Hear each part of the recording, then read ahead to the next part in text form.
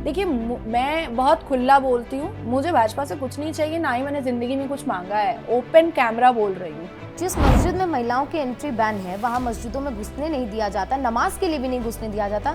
अगर मस्जिद में कॉन्डम जैसी चीजें बरामद होती हैं तो ये सच में एक जांच का विषय भी बन जाता है। तो जो एक मुसलमान जज थे, ये जजमेंट उठा करके देखिए, मैं चैलेंज कर रही हूँ कि उन्होंने इंस्टेंट ट्रिपल तलाक को बैन करने के लिए अनुमति का सिग्नेचर नहीं किया था। जब भी सवाल उठता है कि आपके 8 बच्चे हैं, 10 बच्चे हैं और फिर पूछते हैं तो कहते हैं कि सरकार तो हमारे लिए कुछ कर ही नहीं है, नौकरी दे ही नहीं रही है हमें, हमारे बच्चे ऐसे ही खुले में घूम रहे हैं। ममता बनर्जी को मेरी विचारधारा से बहुत दिक्कत हुई और उसके बाद जैसे ही मैंने 4 जनवरी 2018 को भाजपा ज्वाइन किया, एक पूरी टीम तैयार हो गई मेरे खिलाफ। क्या अगर हम लोग अब नाम देखकर खाना खाते थे, ये जो दर्शक हमें देख रहे हैं, क्या अब उन्हें नाम देखकर डॉक्टर के पास भी जाना पड़ेगा? मैं आपको एक चीज पहले क्लियर कर देती हूँ, मुझे विवाह से नफरत अब भी नहीं हुआ है और मैं इस पूरे ब्रह्मांड को शादी करके और सनातनी से शादी करके संसार बसा करके उसका बच्चा पैदा करके मैं दिखा दूंगी। नमस्कार, बहुत स्वागत आप सभी का। न्यूज इंडिया का पॉडकास्ट सेक्शन देख रहे हैं आप। आज मेरे साथ जो शख्सियत मौजूद है, अगर आप उनका नाम सुनेंगे तो मुझे नहीं लगता वो किसी पहचान की मोहताज है, लेकिन जिस तरीके से वो अपनी बेबाकी से अपने बयान देती हैं, चाहे किसी भी मुद्दे को लेकर हो। हालांकि वो पैदा तो इस्लाम धर्म के साथ हुई, लेकिन उन्होंने बहुत ही बेबाकी के साथ उसको छोड़ दिया और अब वो खुद को कट्टर हिंदू बताती है। मुझे लगता है अब तक आप लोगों ने अंदाजा लगा ही लिया होगा कि आज मेरे साथ मेहमान कौन है। आज की हमारी खास मेहमान है नाज़िया इलाही खान। बहुत बहुत स्वागत है मैम आपका न्यूज़ इंडिया के पॉडकास्ट सेक्शन में। और स्वागत के साथ साथ मैं आपसे सबसे पहला सवाल यही पूछूंगी, कल जो दिल्ली में हुआ, दिल्ली दहली, और दिल्ली दहलने के बाद उसके ठीक पहले फरीदाबाद का कनेक्शन, डॉक्टर्स का कनेक्शन, जम्मू कश्मीर, फिर अनंतनाग से पूरा मामला जुड़ता है और कल रात को दिल्ली दहलती है। आप इसको किस तरीके से देखती हैं? सबसे पहले तो नमस्कार, हर हर महादेव, भारत माता की जय। आपको, आपकी पूरी टीम को, कैमरामैन को और आपके व्यूअर्स को। देखिए, हाथ कंगन को आरसी किया, पढ़े लिखे को फारसी किया। बाबा बागेश्वर की पदयात्रा जिस जगह से निकल रही थी, वहीं फरीदाबाद के आसपास इतने सारे मात्रा में आरडीएक्स मिलने की वजह, जब बाबा बागेश्वर जी ने कहा था कि हिंदू एकता के लिए और हिंदू राष्ट्र के लिए वो पदयात्रा निकालने वाले हैं, तो कई कठमुल्लों ने ऐलान किया कि ये पदयात्रा को रोका जाए क्योंकि हिंदू मुस्लिम विवाद हो जाएगा। कई पोद्दार और यादव सामने भी आए और सो कॉल्ड भीम के मानने वाले भी सामने आए कि हम लोग कोर्ट जाएंगे और इस पदयात्रा को रोकेंगे। तो मुझे ऐसा लगता है कि जो पकड़ाया है वो मुसलमान, जो आरडीएक्स का सौदा किया वो मुसलमान, जिसने I-10 कार में रखा वो मुसलमान, जो फटा वो मुसलमान, लेकिन जिसकी मृत्यु हुई वो अधिकतर हिंदू। तो जिस हिसाब से बाबा बागेश्वर जी को टारगेट बनाया गया था, जिस हिसाब से हमेशा से भारत के हिंदुओं को टारगेट बनाया गया है, वही हो रहा है। इसमें मतलब छुपाने वाली तो कोई बात नहीं है। और देखिए, ऑपरेशन सिंदूर के बाद जब पाकिस्तानी नागरिकों को निकाला जा रहा था, तो इसी देश में एक सीआईएसएफ निकले, जिन्होंने सीआईएसएफ डिपार्टमेंट के आंख में धूल झोंक करके अपनी बीवी वो लेकर के आए थे पाकिस्तान से। उसके बाद फिर कुछ ऐसे युवा निकले जिसके पास पाकिस्तानी नागरिकता थी और वो हमारे भारत में सरकारी नौकरी ढूंढ रहे थे। बिल्कुल ऐसे पाकिस्तानी लोग मिले जो जम्मू कश्मीर के वक्फ बोर्ड के ट्रिब्यूनल में मैजिस्ट्रेट होकर के बैठे हैं। ऐसे पाकिस्तानी नागरिक निकले जो जम्मू कश्मीर के पुलिस थे और वो पाकिस्तानी नागरिक रखे हुए थे। उसके बाद ऑपरेशन सिंदूर के वक्त में एक जर्नलिस्ट पाकिस्तान के थे, उन्होंने बजाफ्ते कहा था कि अगर हाफिज सईद अपने मुसलमानों को एक इशारा कर दे तो मोदी भारत संभाल नहीं पाएगा। तो इसका मतलब है कि पाकिस्तान के हाफिज सईद और जैश-ए मोहम्मद और लश्कर तैयबा के बहुत सारे ऐसे मुसलमान कठमुल्ले हैं जो भारत में रह रहे हैं।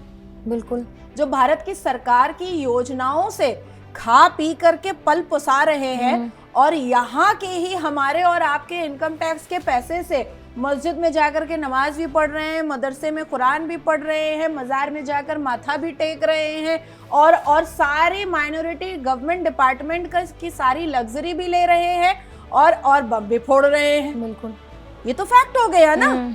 अब आप सोचिए कि क्या हम ये ना समझे अब भी कि जो लोग एनआरसी के खिलाफ धरना प्रदर्शन करते हैं वो हाफिज सईद से जुड़े हुए नहीं है। हमें तो समझना पड़ेगा ना कि भारत के संविधान के आर्टिकल 44 को इम्प्लीमेंट करने की बात जैसे ही भारत की सरकार करती है या हम जैसे राष्ट्रभक्त करते हैं, तुरंत धरना प्रदर्शन स्टार्ट हो जाता है मुसलमानों के द्वारा।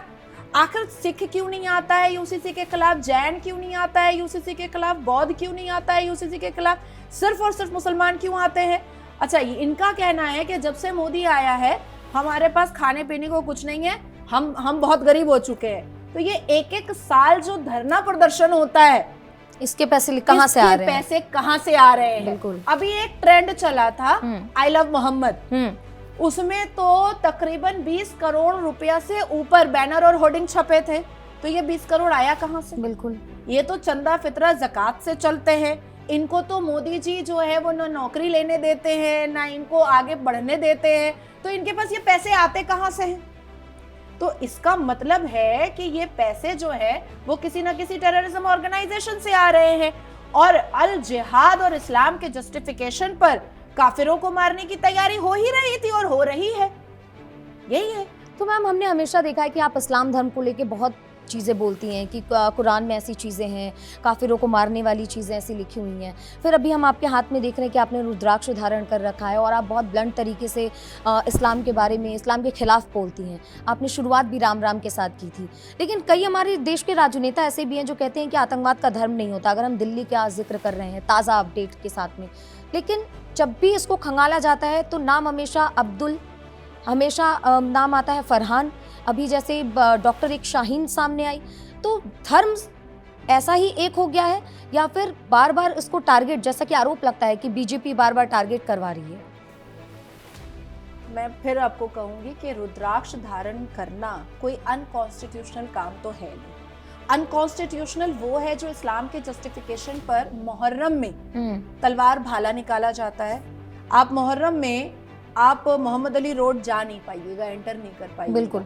आप पश्चिम बंगाल में बड़ा बाजार और जकरिया स्ट्रीट जा नहीं पूरा शियालदा बंद होता है, पूरा बंद होता है। उसके बाद फिर आप जोगेश्वरी जा नहीं पाइएगा, पूरा ब्लड ऐसे बहता है। बकरीद में मासूम जानवरों का गला रेता जाता है इस्लाम के जस्टिफिकेशन पर, ठीक है?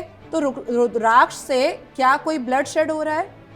क्या कोई तलवार और भाला निकल रहा है? नहीं। तो मुझे तो नहीं लग, मैं तो ये पहन करके सुप्रीम कोर्ट भी जाती हूँ। मैं तो चाहती हूँ कि कोई। तो आपके खिलाफ अब तक कितने फतवे जारी हो चुके? एक भी नहीं।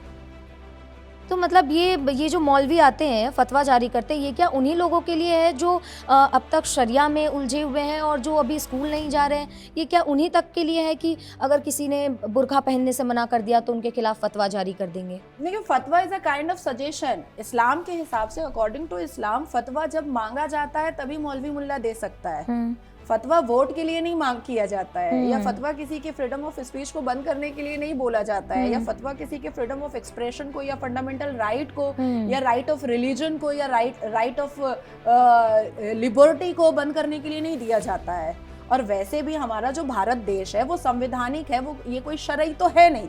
और ये बात हमारे देश के कटमुल्ले मौलवी मुल्लाओं को बहुत अच्छे से पता है कि नाजिया के ऊपर अगर हम फतवा जारी करेंगे तो नाजिया इस्लाम मुसलमान के जिस खानदान से आती है, डायरेक्ट अरब उससे सवाल जवाब पूछेगा कि तुमने किया क्यों फतवा। तीसरा, मैं आपको जवाब दूं कि मैं कोई इस्लाम के खिलाफ बात नहीं करती हूँ। अब देखिए, हमारे अल कुरान के हिसाब से मज़ार परस्ती हराम है, गुनाह है। प्रॉफिट मोहम्मद सल्लल्लाहु अलैहि वसल्लम खुद कुरान में कह रहे हैं, आयत में कह रहे हैं कि जो भी मुसलमान मज़ार परस्ती करता है या वो जा करके मज़ार में माथा टेकता है या वो जा करके मन्नतें मांगता है, वो इस्लाम में है ही नहीं। उसको इस्लाम का माना ही नहीं जाएगा। यहाँ तक कि अल कुरान इस बात की वजाहत करता है कि अगर कोई मुसलमान, अगर कोई ला इलाहा इल्लल्लाह मुहम्मदुर रसूलुल्लाह पढ़ने वाला अगर कोई पक्के कब्रिस्तान बनाता है तो वो भी इस्लाम में नहीं माना जाएगा। कब्रिस्तान मिट्टी के होने चाहिए। उसके बाद फिर अल कुरान इस बात की वजाहत करता है कि मुसलमान सिर्फ और सिर्फ कुरान मानेगा, इसके अलावा वो किसी भी फिरके में नहीं बटेगा। लेकिन हमारे में क्या है, 72 फिरका है, तो ये कहाँ मान रहे हैं इस्लाम। मैं तो इनको इस्लाम बनवाने की कोशिश कर रही हूँ। मैंने जैसे खांडवा मध्य प्रदेश में कहा कि अजमेर में जाओ, हथौड़ा मारो और तोड़ो, तो मैंने तो अकॉर्डिंग टू कुरान कहा, क्योंकि कुरान खुद कह रहा है, प्यारे आका खुद कह रहे हैं, अल्लाह सुभान खुद कह रहा है आयतों के जरिया कि भैया तुम मजार मत जाओ, तुम अपना माथा मत फोड़ो। तो नाजिया तो एक पक्की अच्छी सच्ची मुसलमान होने के नाते तो ये मैम ये जो कहीं कहीं पे आजकल हम ताज़ा अपडेट देख रहे हैं कि रेलवे स्टेशन के बाहर एक छोटी सी मज़ार बन गई है, किसी सड़क किनारे हाईवे पर छोटी सी एक मज़ार तैयार कर दी गई है और कहा जाता है कि ये यहाँ पे सालों से था। ये सब लैंड जिहाद है और कुछ भी नहीं है। हमारे इस्लाम में मज़ार है ही नहीं। अब आप सोचिए, ये लोग कहते हैं मस्जिद अल्लाह का घर है, mosque is a house of God, is a house of Allah सुभान। तो अल्लाह सिर्फ क्या मुसलमान पुरुषों के हैं, क्योंकि महिलाएं तो नहीं जा सकती। हाँ। और हमारे लिए कोई अल्ली तो आने वाली है नहीं। कोई अल्ली आने वाली होती तो चलो भाई हम वेट करते कि फिर उनके लिए कोई मस्जिद ही बनेगी। इस चीज को लेकर एक बड़ा विवाद भी होता है कि अल्लाह है तो उनकी वाइफ भी होंगी, इस जिस तरीके से आप बता रही हैं। जा ही नहीं रही हूँ मैं, ये शिर्क पर जा ही नहीं रही हूँ, क्योंकि अल्लाह जो है वो सुभान है, वो नूर के हैं, उनका कोई जेंडर नहीं है, उनका कोई ये मतलब इल्यूजन में भी हम उनका चेहरा नहीं बना सकते हैं, वो भी एक शिर्क हो जाएगा। मैं उसमें जा नहीं रही हूँ। मैं सिर्फ इतना कह रही हूँ कि जब मस्जिद अल्लाह का घर है तो उस अल्लाह के घर में तो हमारा भी हिस्सा है। बिल्कुल। तो हम क्यों नहीं जा रहे? 2025 के ईद की नमाज पढ़ने के लिए मुझे कलकत्ता हाई कोर्ट का परमिशन लेकर के टिप्पू सुल्तान शाही मस्जिद जाना पड़ा, और वो भी मुझे अंडरवियर वाला रूम दिया। कच्छे सूख रहे थे, अंडरवियर सूख रहा था, उसके बाद कॉन्डम फेंका हुआ था मस्जिद में जिस कमरे में मैं थी। अब आप सोचो, तो वहां तो महिलाओं की एंट्री ही नहीं है। सुचित्रा, इसको भी डिकोड करना बहुत जरूरी है। ये जो मस्जिद के अंदर इमाम मुअज्जिन जो रहते हैं, ठीक है, तो ये तो कोई बंगाल पकड़ लेते हैं, क्योंकि मैं बंगाल के मस्जिद में एंटर कर चुकी हूँ। तो ये कोई बिहार से आते हैं, कोई यूपी से आते हैं, तो ये लोग तो अपनी बीवी बच्चों को बुलाते हैं और मस्जिद में रखते हैं, तो बीवी बच्चे के साथ सेक्स भी करते हैं, बीवी को पीरियड्स भी होता है, बिल्कुल, पीरियड्स का पैड भी फेंकाता है, उसके बाद फिर बच्चे हकते मूतते भी हैं। बिल्कुल। जब मैं 2025 में ईद की नमाज पढ़ने के लिए जब मैं पहुंची थी टिप्पू सुल्तान शाही मस्जिद जो चांदनी चौक में है, तो मैंने देखा था कि इमाम साहब कच्छे में नहा रहे थे, और नहा करके वो कच्छे में एक गमछा लपेट करके मेरे सामने आए और उन्होंने कहा कि आप बहुत जल्दी आ गई हैं, अभी इस कमरे में बैठिए, इसी कमरे में आपको नमाज पढ़नी है। तो उस कमरे में जो खद्दड़ वद्दड़ जो रखा हुआ था वो बिल्कुल गंदा मैला था, मानो जैसे उस पर सेक्स हुआ हो। और वो तस्वीरें आप उठा करके देखिएगा, पीछे कच्छा सूख रहा है, चड्डी सूख रही है, महिला की चड्डी सूख रही है, पुरुष की चड्डी सूख रही है, और उसी कमरे में मैं नमाज पढ़ रही हूँ। तो आप सोचिए कि मस्जिद के अंदर तो सेक्स हो रहा है, मस्जिद के अंदर बच्चे पैदा हो रहे हैं। बहुत बड़ा खुलासा भी कह सकते हैं। जिस मस्जिद में महिलाओं की एंट्री बैन है, वहाँ मस्जिदों में घुसने नहीं दिया जाता, नमाज के लिए भी नहीं घुसने दिया जाता। अगर मस्जिद में कॉन्डम जैसी चीज़ें बरामद होती हैं तो ये सच में एक जांच का विषय भी बन जाता है। नाज़िर जी, ये भी आप देखिए, कल 4 डॉक्टरों की गिरफ्तारी होती है, इसमें महिला डॉक्टर भी है। एक तरीके से हम कह सकते हैं कि अब आतंकी जो है वो महिला ब्रिगेड भी तैयार कर रहे हैं, और अब तक लैंड जिहाद, लव जिहाद, थूक जिहाद तक हम सीमित थे, लेकिन अब ये जो डॉक्टर आ रहे हैं जो जहर बना रहे हैं, और इनकी जो बड़ी प्लानिंग है, एक्सप्लोजिव से मारने की अलग बात है जिसमें 10, 15, 20 लोग, लेकिन जहर बनाना, दवाइयों के जरिए मौतें देना लोगों को, ये कितना गंभीर मामला है। अब लोगों के मन में भी ये सवाल है कि क्या अगर हम लोग अब नाम देखकर खाना खाते थे, ये जो दर्शक हमें देख रहे हैं, क्या अब उन्हें नाम देखकर डॉक्टर के पास भी जाना पड़ेगा? जाहिर सी बात है। और देखिए, ये तो बिल्कुल तय है, उसामा बिन लादेन पेशे से इंजीनियर था, तो उसने आईफिल टावर उड़ाया ना। अफजल गुरु, याकूब मेमन, यासीन मलिक, जो शिक्षित लोग हैं, कोई भारत का पार्लियामेंट उड़ाने चला जाता है, कोई महाराष्ट्र के हॉस्पिटल में काम करके नसबंदी करवाता है, ऑर्गन निकाल लेता है, ऑर्गन ट्रैफिकिंग करता है। तो जो शिक्षित है, जो एकेडमिक क्वालिफिकेशन लिए हैं, वो इसलिए लिए हैं ताकि वो जिहाद कर सके बिल्कुल साइंस के द्वारा। और जो शिक्षित नहीं है, जो मदरसा छाप है, जो लुंगी छाप है, वो थूक जिहाद, मूत जिहाद, लव जिहाद, कन्वर्शन जिहाद कर रहे हैं, ये तो बिल्कुल क्रिस्टल क्लियर है। तो जिनसे जो बन पड़ रहा है वो कर रहे हैं, उस प्रकार का जिहाद कर रहे हैं। अब मैं आपको एक बहुत सॉलिड उदाहरण देती हूँ। 2017 में ट्रिपल तलाक, इंस्टेंट ट्रिपल तलाक बैन हुआ, और जिस वक्त ये जजमेंट, ये ऐतिहासिक जजमेंट लिखा जा रहा था, उस वक्त 3 जज थे। उस वक्त के चीफ जस्टिस ऑफ भारत के साथ 3 जज बैठे हुए थे, जिसमें 1 मुसलमान जज थे और 2 हिंदू जज थे। तो जो 1 मुसलमान जज थे, ये जजमेंट उठा करके देखिए, मैं चैलेंज कर रही हूँ कि उन्होंने इंस्टेंट ट्रिपल तलाक को बैन करने के लिए अनुमति का सिग्नेचर नहीं किया था। अरे बिल्कुल, ये फैसला जब आया था तो हमने भी जब इसको कवर किया था तो ये बहुत उस वक्त चर्चा का विषय भी बना था। द कोर्ट रूम थी, और जितने भी सुप्रीम कोर्ट के बड़े लॉयर हैं, इंक्लूडिंग सलमान खुर्शीद, कपिल सिब्बल, मैं तो नाम ले रही हूँ, उसके बाद मेरे सीनियर वीके बिजू, इसके अलावा लाखों जो वहां के बड़े बड़े सीनियर रिनाउंड लॉयर हैं, उनके बगल में मैं खड़ी हुई थी। मेरे पास आज भी उस दिन का जो पास है वो बना हुआ है, आज भी वो पास रखा हुआ है। तो उस वक्त मुसलमान जज, सुप्रीम कोर्ट के, देश के सर्वोच्च न्यायपालिका के सुप्रीम कोर्ट के मुसलमान जज ने इंस्टेंट ट्रिपल तलाक को बैन करने की अनुमति पर सिग्नेचर नहीं किया था, क्योंकि उनके लिए इस्लाम बड़ा था और संविधान छोटा था, क्योंकि उनके लिए मजहब बड़ा था और देश का सर्वोच्च न्यायपालिका छोटा था, क्योंकि उनके लिए इस्लाम का झंडा बुलंद करना ज्यादा जरूरी था और देश की मुसलमान बेटियों को न्याय देना गलत था। जबकि मेरे पिटीशन में सूरह अत-तलाक को मैंने पूरा क्रिस्टल क्लियर अरबी टू इंग्लिश मैंने लिखा था कि अल कुरान में अल्लाह तबारक ताला भी इस बात को वाज़ाह कर रहा है कि जिस घर में तलाक होता है उस घर में रोजी रोटी नहीं आती है, उस घर में फरिश्ते की आमद नहीं होती है, शैतान खुश होता है और तलाक अल्लाह और उसके रसूल को नाराज करता है। ये मेरा सबमिशन था और इस सबमिशन को सुन करके all India Muslim personal law board के सबमिशन को रिजेक्ट किया गया। मतलब सीधे तौर पर इसको ऐसे दर्शकों समझ सकते हैं कि यहाँ पर कोई संविधान की बात नहीं हो रही है, यहाँ पर कुरान की भी बात नहीं हो रही है, यहाँ पर बात अपने सहूलियत की हो रही है। Right ma'am? नहीं, सहूलियत की भी नहीं हो रही है, यहाँ पर बात वाकई में इस्लाम की हो रही है और ऐसा वैसा इस्लाम नहीं एक्सेप्ट किया जा रहा है या ऐसा वैसा इस्लाम नहीं माना जा रहा है भारत में। इस्लाम में भारत फ्लेक्सिबल माना जा रहा है। अब इसका एक और उदाहरण मैं आपको देती हूँ।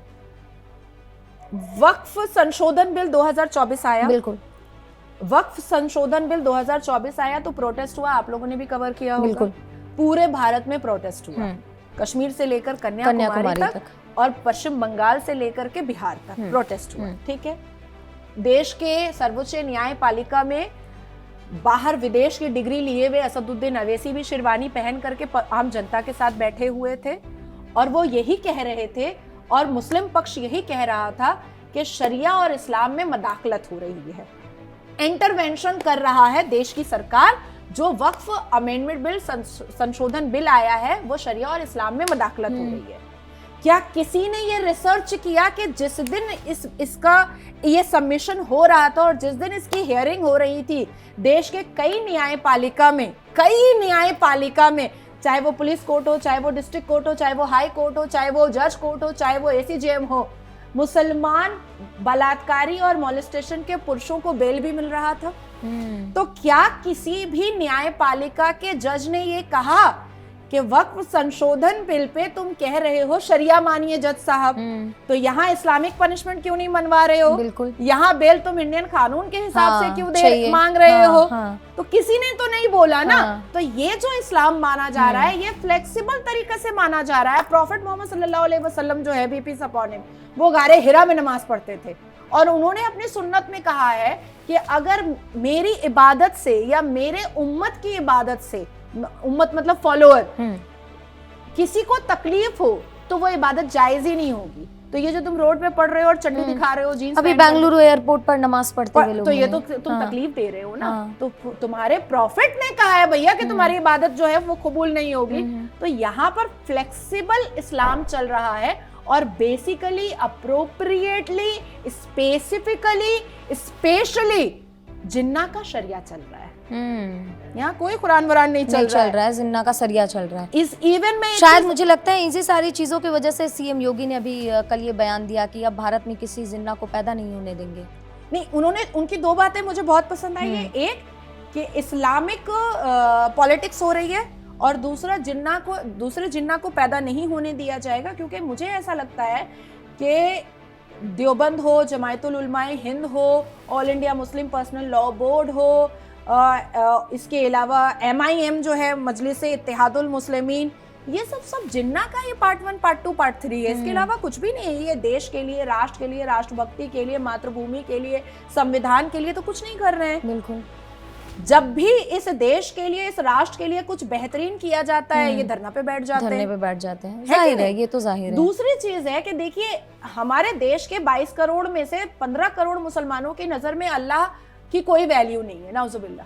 अल्लाह की कोई औकात नहीं है, नाउजुबिल्ला। लेकिन प्रॉफिट मोहम्मद की औकात को इन्होंने इतना बुलंद कर दिया है कि पूरा नारा ही बना दिया है, गुस्ताखे रसूल की सजा सरतन से जुदा। हाँ, सही बात है ना, एक नारा ही बना दिया। लेकिन आई लव मोहम्मद का जब ट्रेंड चला, तो वही आई लव मोहम्मद का नाम जूते में लग रहा था, बैनर और होर्डिंग, मुसलमानों के जो टोपी पहना हुआ था, तो अपना क्यों नहीं सरतन से जुदा किया? अपना भी सरतन से जुदा करना चाहिए था। हाँ। तुम तो बैनर पैर में लगा रहे हो। अच्छा, आई लव मोहम्मद ट्रेंड इतना अच्छा था, तो असदुद्दीन अवैसी ने लेने से क्यों मना कर दिया? वो फ्रेम क्यों बोला कि मेरे को गुनाहगार मत बनाओ? सही बात है। मतलब यहाँ पे है कि जो राजनेता है वो अपने अपने हिसाब से बस राजनीति कर रहे हैं और महज कुछ नहीं।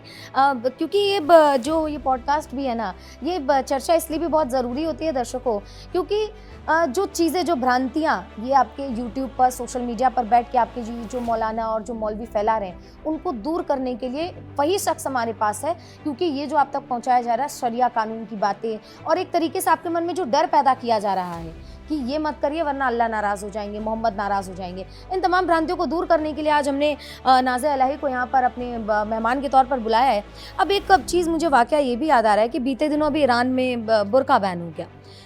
इसके पहले एक बहुत लंबी बहस भी है कि जब भारतीय महिलाओं को आज़ादी की बात की जाती है, जब उन्हें कहा जाता है कि घरों से निकलना चाहिए, घूंघट को हटाना चाहिए, तब बात होती है कि संविधान के हिसाब से फैसला लेना चाहिए। जैसे बात बुर्के पे, जैसे बात आती है कि अब बुर्का बैन कर देना चाहिए या बुर्के से थोड़ा बाहर निकलना चाहिए, महिलाओं को आज़ादी होनी चाहिए। और क्योंकि ईरान एक मुसलमान देश है, वहाँ पर जब बुर्का बैन हो जाता है, यहाँ पर जब बहस छिड़ती है तो उसमें कहा जाता है कि नहीं, शरिया में ये बिल्कुल बैन है, शरिया के हिसाब से बुर्का बैन नहीं कर सकते, पहनना ही पड़ेगा। ये दोहरा चरित्र आखिर क्यों चलता है? देखिए, अल कुरान जब आप पढ़िएगा तो सूरे अल नूर में आता है जिल्बाब, और जिल्बाब होता है लूजर आउटफिट, क्योंकि महिलाओं को उसके शरीर के वजन के हिसाब से अशरफियों में तोल करके बेचा जाता था। यहूदियों को इस्लाम कबूल करवाया जाता था महिलाएं परोस करके। तो ये सारी जो अश्लीलता होती थी, उसकी वजह से अब जो अच्छे पुरुष हुआ करते थे वो अपनी अपनी बहू बेटियों को बिल्कुल ढक छुपा करके निकलवाते थे। फ्रांस में कुछ मुस्लिम कम्युनिटी की लड़कियों ने फ्रांस के कोर्ट में एक पिटीशन दायर किया था कि हम लोगों को हिजाब पहनने का राइट दिया जाए। आपको पता है, फ्रांस के जज ने कहा ठीक है, कुरान में दिखा दो कहाँ पर लिखा हुआ है हिजाब, अबाया, बुर्का, नकाब अप्रूव्ड है, इस्लाम का एसेंशियल पार्ट है, ये मुझे दिखा दो। डेट पे डेट मुस्लिम पक्ष का लेता रहा। हाँ। उसके बाद एक दिन तो फ्रांस के कोर्ट के जज ने पकड़ लिया, आज तो तुमको दिखाना ही पड़ेगा। नहीं दिखा पाया, उस वकील पर पेनल्टी लगी। अब मैं आपको भारत का भी एक इंसिडेंट बता देती हूँ। मुस्कान, नारे तकबीर, अल्लाह अकबर, हिजाब मेरा राइट है। उसके बाद अलकायदा के चीफ की वो रखेल निकल गई। आज तक क्या उसका कोई रिपार्केशन, कोई जजमेंट आया? नहीं, क्योंकि बार बार हम लोग यही पूछ रहे हैं कि कुरान की वो आयत बता दो जिसमें बीबी खतीजा, बीबी मरियम, बीबी आयशा, बीबी सफिया, बीबी फातिमा कोई हिजाब पहनती थी। वो आयत बता दो। अच्छा, मुगल का जमाना उठाकर लेकर आते हैं भाई हमने तो नहीं देखा मुमताज को हिजाब में, नहीं बिल्कुल। हमने तो जहां आरा को नहीं देखा। भाई हम देखने वाले कौन होते हैं? उस जमाने में जिन्होंने हिस्ट्री की किताबें लिखी, जो जिन्होंने उन्होंने भी चित्र कहीं बनाया, जिक्र नहीं किया। तो उन्होंने भी तो जो चित्र बनाते थे हिस्ट्री की किताबों में, तो वो तो शरारा करारा में हुआ करती बिल्कुल। थी। उसके बाद फिर मुस्लिम कल्चर को इनहैंस करने वाले जितने भी प्रोड्यूसर और डायरेक्टर बॉलीवुड में हुआ करते थे, वो भी जो मुस्लिम कल्चर दिखाते थे वो भी शरारा और गरारा और आदाब वाला दिखाया करते थे, मुजरा कोठा वाला दिखाया करते थे। तो हमने तो नहीं देखा, तो भाई इसको प्रूफ कर दो ना, इसमें प्रॉब्लम कहाँ है? अब जैसे मैं किसी मौलाना के साथ जब बैठती हूँ और मैं कोई बात रखती हूँ, तो मैं कहती हूँ कि भाई मेरे मुंह पे बोल दो कि तुम गलत हो और साबित कर दो, मैं माफी मांग लूंगी, क्या दिक्कत है इसमें? अब ये लोग करता क्या है कि मेरी कहीं भी बात को उठाता है और फिर एक कठमुल्ला मौलाना जाहिल जपट मदरसा छाप दो लाइन, जिसको कुछ नहीं आता, 7 कलमा नहीं आता, जिसको आयतल कुर्सी नहीं याद है, वो यूट्यूब चैनल पर बैठ करके मेरे को काउंटर करता है। अब आप मुझे बताइए कि मौलाना जो मुझे इस्लाम सिखा रहा है वो यूट्यूब का पैसा कैसे खा सकता है और कैमरा पर कैसे आ सकता है? बिल्कुल, ये तो शायद मुझे लगता है हराम है। बिल्कुल। अब ये YouTube का पैसा आपके पॉकेट में कैश तो आ नहीं रहा है, ये तो आपके बैंक अकाउंट में जा रहा है, तो वो भी हराम है। कैमरा के सामने आना वो भी हराम है। तो खुद हराम का काम कर रहे हो और तुम मुझे सिखा रहे हो। इतनी हिम्मत है पिछवाड़े में तो सामने आकर बात करो ना। पीठ पीछे तो भैया दुनिया किसको किसको गालियां परोस देती है, जरा सामने आकर के बात करो ना। तो ये लोग एक्चुअली में कोई मुसलमान नहीं है, ये लोग कोई कुरान वुरान को मानने वाला नहीं है। इनके लिए क्या है, कांग्रेस के यहाँ से थैला आ गया, फतवा जारी हो गया कि कांग्रेस को वोट दो। आम आदमी पार्टी के यहाँ से थैला आ गया तो भाई कोई मौलाना उठ गया कि इसको वोट दो। तो इन लोगों का यही हो रहा है। और दूसरी ये हिजाबन जिहादन जितने भी प्रोटेस्ट में निकलती है, या स्वरा भास्कर या उर्मिला मातोंडकर, ये लोग जैसी जो भी अदाकाराएं हैं, ये कहीं ना कहीं किसी ना किसी टेररिज्म ऑर्गेनाइजेशन से लिंक है। अब मुझे कोई बोले कि नाजिया हम तुमको 1 करोड़ रुपए देंगे, तुम साध्वी बन जाओ, मैं तो नहीं बनूंगी। अब आज सुबह से मेरी पुरानी कोई तस्वीर है जिसमें मैंने शॉर्ट्स पहना हुआ है, रेड फ्रॉक पहना हुआ है, मैं डांस कर रही हूँ, वो वायरल हो रहा है आज सुबह से। हाँ, मैं तो अभी भी पहनती हूँ वेस्टर्न। मैंने तो कितने पॉडकास्ट किए हैं जिसमें मैं जीन्स पहनी हुई हूँ, टी शर्ट पहनी हुई हूँ, ब्लेजर पहनी हुई हूँ। मैं कोई साध्वी नहीं हूँ। और अगर कोई मुझे मेरी बिना आस्था और श्रद्धा के मुझे पैसे दे देगा तो मैं बनने वाली भी नहीं हूँ। तो ये जो स्वरा भास्कर है, कल तक चड्डी में घूम रही थी, आज सिर पे दुपट्टा पहन करके घूम रही है, और फिर कोई सीरियल आ गया उसमें फिर नंगे नुच्चे कपड़े में चली आई है। तो भाई ये पैसे का कारोबार यही लोग कर सकती है, हमसे तो ना होगा। ये बहुत ही बहस वाला मुद्दा रहा है, क्योंकि स्वरा भास्कर ने जब से एनआरसी सीए को लेकर उनके कई विवाद भी इस बीच सामने आए थे। अब जब चर्चा हुई थी तो इस बीच में अब ये चर्चा भी बहुत ज़रूरी हो जाती है। एसआईआर को लेकर अब इलेक्शन कमीशन ने ऐलान कर दिया। इधर बिहार के बाद अब बंगाल में एसआईआर होने वाला है। ममता बनर्जी सड़कों पर उतर गई हैं बिल्कुल लाव लश्कर के साथ कि भैया एसआईआर तो हम नहीं होने देंगे। आपको क्या लगता है किस वजह से आखिर ममता बनर्जी मना करी? और मुझे लगता है कि आपकी और उनके बीच में काफ़ी मुझे लगता है तनातनी भी हमने बहुत बार देखी है, क्योंकि मैं आपको कोलकाता से जानती हूँ, तो हमने काफ़ी बार तनातनी भी देखी है। तो मुझे लगता है कि ये जो ममता बनर्जी लाल लश्कर के साथ सड़क पर उतरी हुई है, उनके तमाम मंत्री नेता सब उतरे हुए हैं सड़कों पर, क्या कारण लगता है? आखिर ममता बनर्जी को किसी बात का डर लग रहा है, या सच में वो मुसलमानों के और वो जो माइनॉरिटीज़ हैं वहाँ पर उनके हित के लिए ये कर रहे हैं? अच्छा, मैं ना इसको थोड़ा सा विस्तार में बताऊँ। बिल्कुल। मुझे पहले ममता बनर्जी बहुत पसंद थी, और आपको भी पता है कि मैंने टीएमसी में कुछ वक्त गुजारा है, और ममता बनर्जी के साथ मैं मंच भी शेयर कर चुकी हूँ। वो मुझे बहुत प्यार दुलार भी करती थी।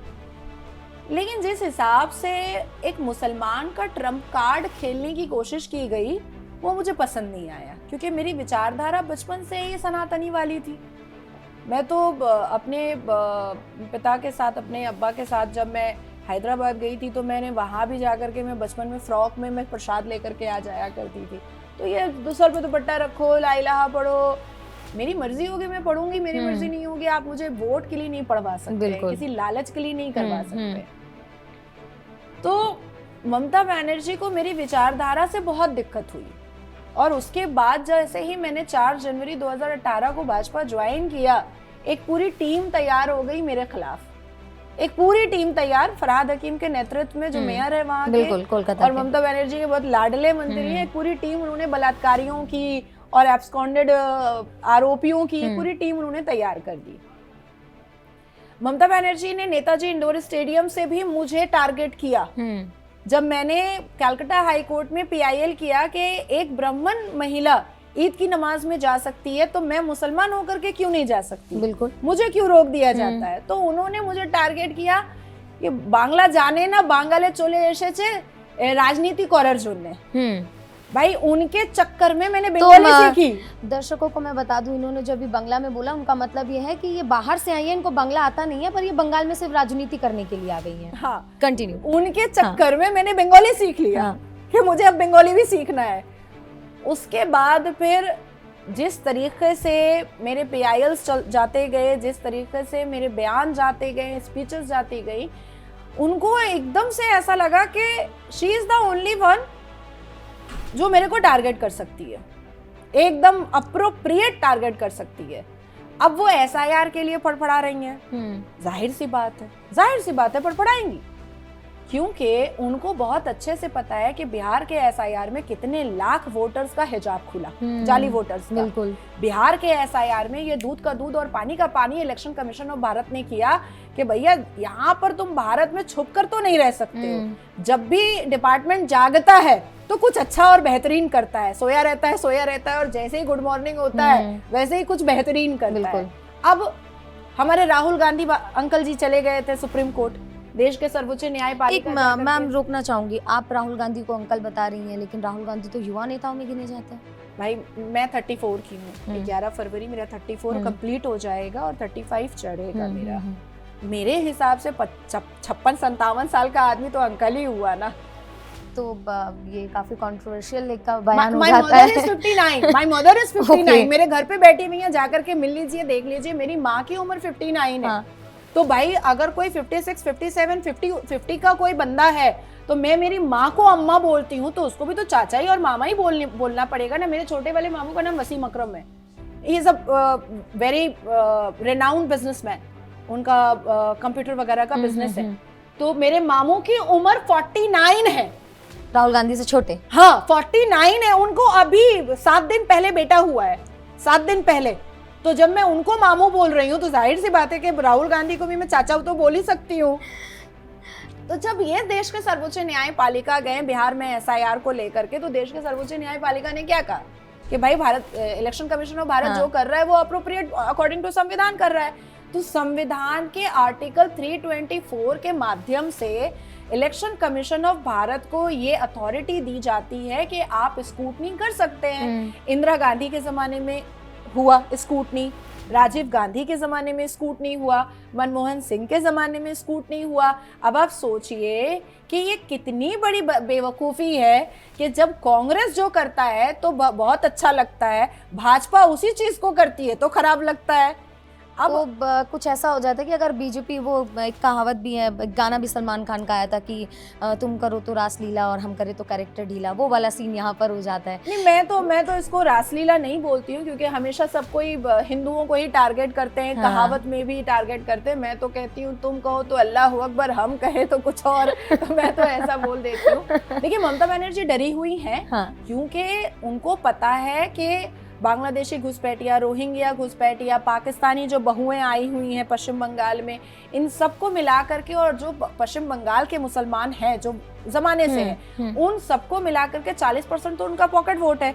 अगर वो लोकसभा इलेक्शन में फाइट करती हैं, वो विधानसभा इलेक्शन में फाइट करती हैं, तो वो तो 15% के लिए एफर्ट लगाती हैं ना। तो ये 15% अगर फिर से चेंज होकर के बराबर का टक्कर हो जाएगा तो उनके लिए तो मुश्किल हो जाएगा। इसलिए वो फड़फड़ा रही है, लेकिन कुछ हो नहीं सकता है। ठीक है, तो अब जब चुनाव की बात हो रही है तो अब बंगाल में भी चुनाव है 26 में, क्या लगता है ममता बनर्जी का ये एसआईआर को लेकर ये प्रदर्शन, उसके बाद जिस तरीके से बीजेपी लगातार कोशिश कर रही है, हालांकि हमने देखा था 2021 में रिजल्ट थोड़े बढ़िया आए थे, परफॉर्मेंस बढ़िया थी, लोकसभा में भी थोड़ा हमने देखा इधर उधर हुआ था, लेकिन 26 में अब जब विधानसभा का एक बार चुनाव होगा तो क्या लगता है पलड़ा किसका भारी? देखिए मुझे लगता है एसआईआर अपना काम कर रहा है और पश्चिम बंगाल के भाजपा के कार्यकर्ता अपना काम कर रहे हैं।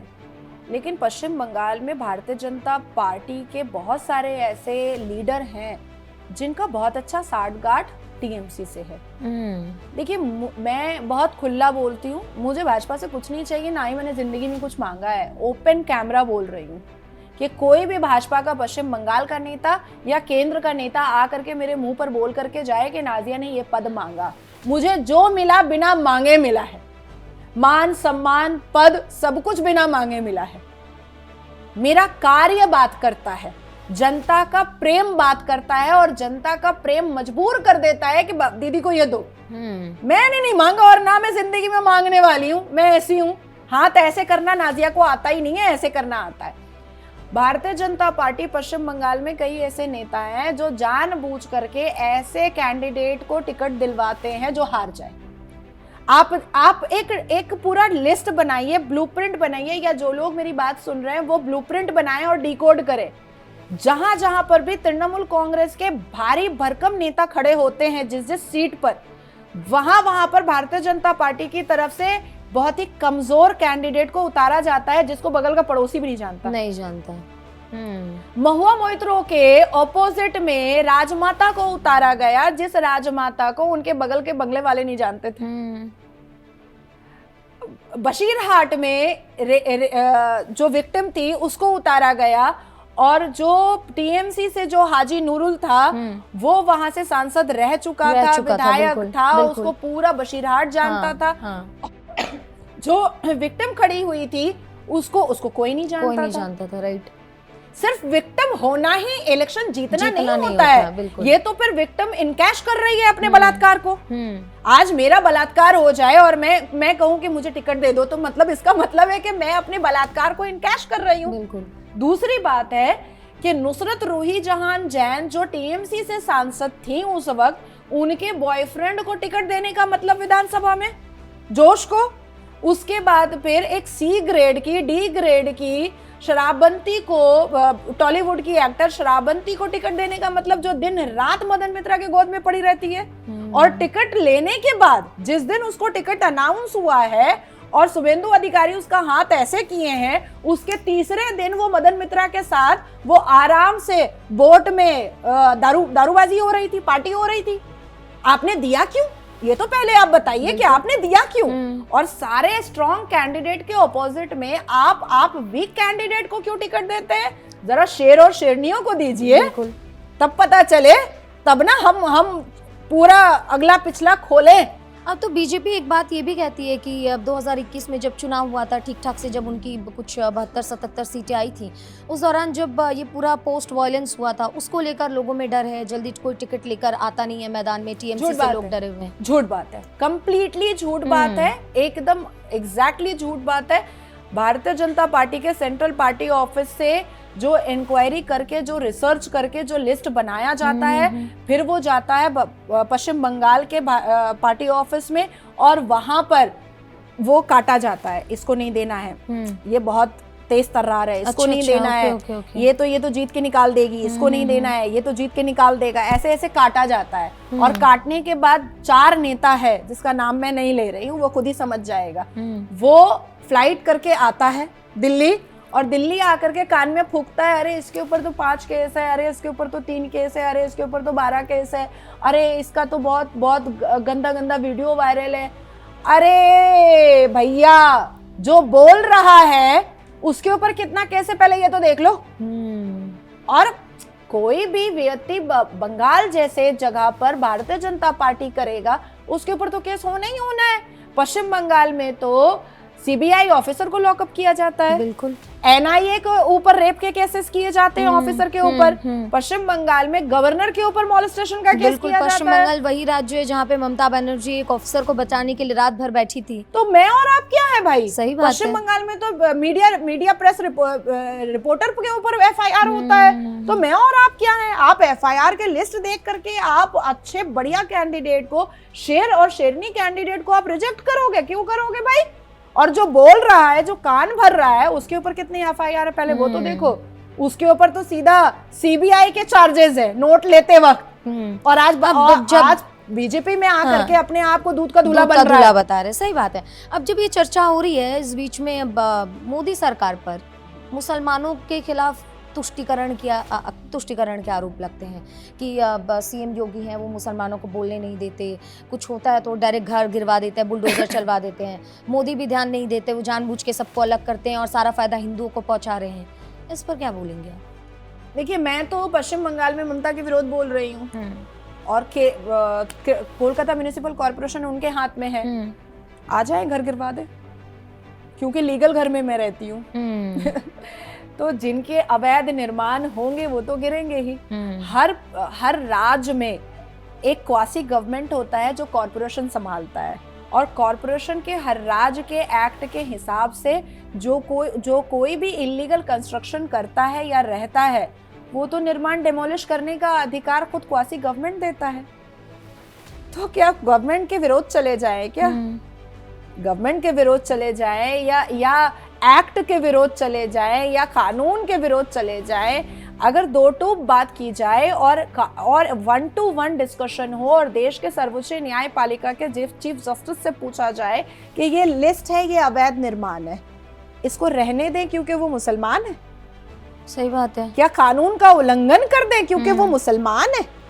तो ये अब और नहीं चलेगा, नहीं चलेगा, हम चलने नहीं देंगे। रेलवे के पास मुसलमान रह रहा है तो स्टे दे दो, मजार बना करके मुसलमान लैंड जिहाद कर रहा है तो स्टे दे दो, उसके बाद सरकार की जमीन को मुसलमान ने हड़प कर लिया है तो स्टे दे दो। बिल्कुल। अब जवानी में शाबानो सायरा बानो जा रही है और बुढ़ापे में जजमेंट लेकर के आ रही है क्योंकि मुस्लिम पर्सनल लॉ बोर्ड का शरिया सुनना है। ये सब और चलेगा भी नहीं और हम चलने भी नहीं देंगे। देश की सर्वोच्च न्यायपालिका को बताना पड़ेगा कि जस्टिस वर्मा के जले हुए नोट की जिम्मेदारी जो उन्होंने ली है उसका क्या हुआ। बिल्कुल, उसका क्या हुआ भैया, क्योंकि देखिए बियॉन्ड दी लॉ तो देश का सर्वोच्च न्यायपालिका भी चला गया। आपकी अथॉरिटी ही नहीं है कि आप किसी केस का इन्वेस्टिगेशन करो। जस्टिस वर्मा के घर से जाली नोट निकला, जला हुआ नोट निकला, जला हुआ नोट निकला, तो जला हुआ नोट का इन्वेस्टिगेशन पुलिस करेगी कि सुप्रीम कोर्ट करेगा? पर सुप्रीम कोर्ट ने बचाया और बचा करके कहा कि मैं इन्वेस्टिगेशन, अरे तुम्हारा पार्टी नहीं है इन्वेस्टिगेशन करने का।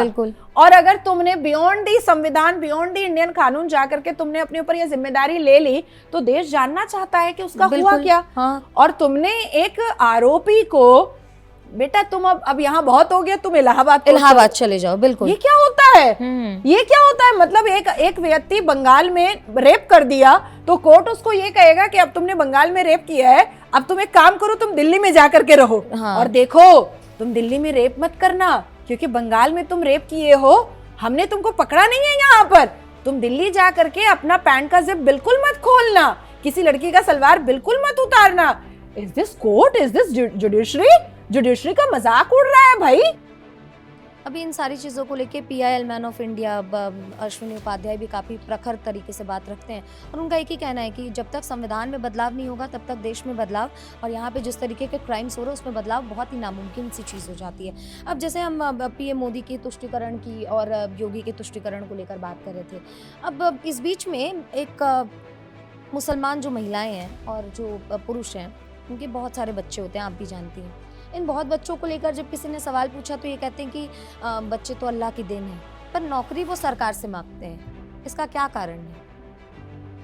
बच्चे अल्लाह की देन है मतलब उसका हस्बैंड उसको इंटरकोर्स नहीं करता है क्या? अब तो ये तो हमारे लिए बहुत ही सोचनीय विषय हो जाता है, क्योंकि अब जब भी सवाल उठता है कि आपके 8 बच्चे हैं, 10 बच्चे हैं, और फिर पूछते हैं तो कहते हैं कि सरकार तो हमारे लिए कुछ कर ही नहीं है, नौकरी दे ही नहीं रही है हमें, हमारे बच्चे ऐसे ही खुले में घूम रहे हैं। तो इसका ये थोड़ा सा इसके दो जवाब है। पहला कि ये प्रूफ करो कि तुम्हारा हस्बैंड तुम्हारे साथ फिजिकल रिलेशन नहीं करता, तुम्हारे बेबी बैग में वो स्पर्म नहीं डालता, अपने आप कुदरत मिरेकल तरीके से तुमको बच्चा हो रहा है। पहले ये प्रूफ करो, तब हम कहेंगे कि अल्लाह ने दिया। भाई तुम्हारा हस्बैंड दे रहा है, तुम्हारा शौहर दे रहा है और तुमको मजा देने के बाद दे रहा है। पहला जवाब। दूसरा जवाब है कि अगर डिग्री होगी तो कोई नौकरी रोक नहीं सकता। बिल्कुल, आपके पास डिग्री है, आप यहाँ पर एज एन एंकर काम कर रही हैं, मेरे पास डिग्री है, आपने मुझे बुलाया है और सम्मान दे के बैठाया है। जिन मुसलमानों के पास डिग्री है वो IPS के चेयर पर बैठे हैं, IAS के चेयर पर बैठे हैं। मेरी अपनी कज़न सिस्टर है, वो PMO ऑफिस में है और वो भी खान है।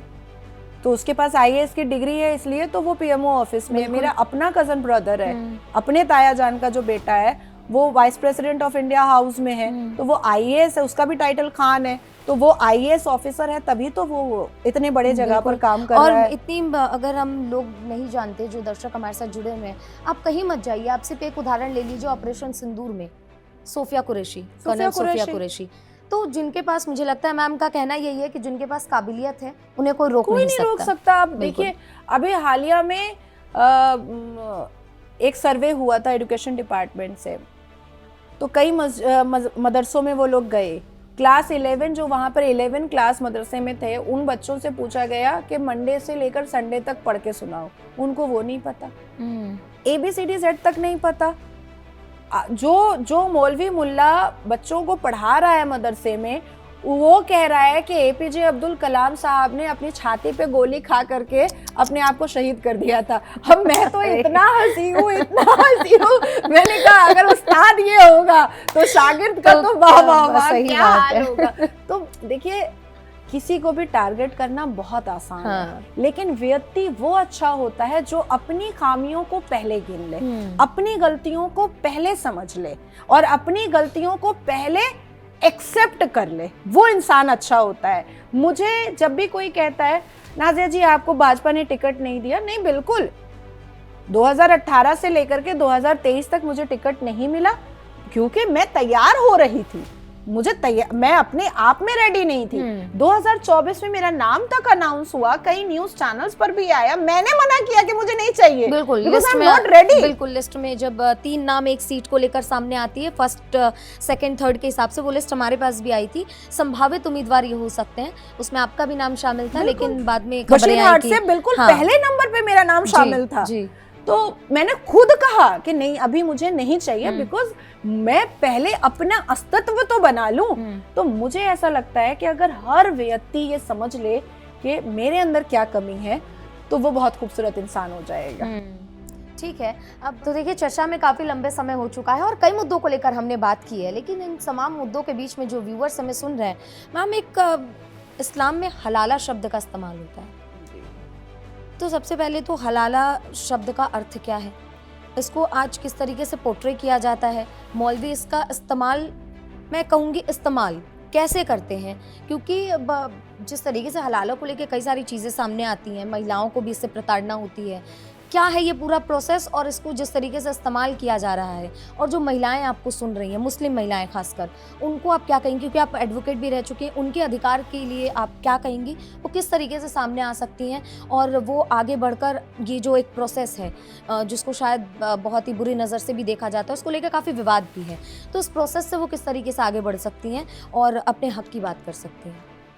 मैंने 2019 में देश के सर्वोच्च न्यायपालिका में PIL डाला हुआ है पॉलीगेमी हलाला को बैन करने के लिए, पर भाजपा की सरकार के भीतर बहुत सारे ऐसे राज्य हैं जहां पर हलाला UCC आने की वजह से ये सारी कुप्रथाएं जो है, कुरीति जो है, वो ऑलरेडी एंड हो चुका है UCC के माध्यम से। हलाला अश्लीलता का नंगा नाच है और कुछ नहीं है। जैसे हलाल सर्टिफिकेशन चलता है और हराम चीज़ें कही जाती हैं, तो उसी तरीके से इस्लाम में महिला भी हलाल और हराम होती है। महिला हलाल होती है जब वो निकाह में जाती है और हराम हो जाती है जब उसका तलाक होता है। तो उस तलाकशुदा महिला को दोबारा हलाल करने के लिए किसी के बिस्तर पर परोसा जाता है। अब वो बिस्तर ससुर का हो सकता है, मौलाना मौलवी का हो सकता है, कारी का हो सकता है, मुफ्ती का हो सकता है, देवर का हो सकता है, जेठ का हो सकता है, किसी भी पुरुष का हो सकता है, पड़ोसी का हो सकता है, किसी भी पुरुष का हो सकता है। उसके साथ उसको फिजिकल रिलेशन करना पड़ता है, फिर वो पुरुष चाहे उसकी इच्छा हो या ना हो। भाई इस्लाम में महिलाओं की इच्छा का कोई वैल्यू नहीं है, कोई वैल्यू नहीं है। 34 साल की उम्र में मैंने नहीं सोचा था कि मैं 15 साल का बच्चा लेकर घूमूंगी, लेकिन बच्चा है, मेरे लिए अजीज है, मेरा प्यारा है। और एक महिला जब माँ हो जाती है तो वो माँ हो ही जाती है, फिर वो प्रेम अलग ही हो जाता है। आज मेरे लिए जमीन आसमान एक तरफ है, मेरा बेटा एक तरफ है। तो महिलाओं की इच्छा का कोई वैल्यू यहाँ नहीं है। लेकिन हाँ, कुछ ऐसी महिलाएं हैं जो पॉलीगेमी के माध्यम से फोरसम पसंद करती हैं, क्योंकि 4 बीवी और 1 पुरुष।